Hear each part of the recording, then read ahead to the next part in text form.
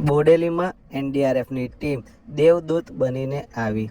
દીવાન ફળિયાની અંદરથી અંદાજે 27થી 30 જેટલી વ્યક્તિઓનું સફળ રેસ્ક્યુ કર્યું। બોડેલી તાલુકામાં સાંજે 4 થી 6 કલાક દરમિયાન 2 કલાકમાં જ 4 ઇંચ વરસાદ ખાબક્યો હતો। ભારે વરસાદને કારણે નીચાણવાળા વિસ્તારોમાં પાણી ભરાયા હતા। ખાસ કરીને અહીંયા દીવાન ફળિયાની અંદર પાણી ભરાયા હતા। પાણી ભરાઈ જવાને કારણે આ વિસ્તારના રહીશો મુશ્કેલીમાં મુકાયા હતા।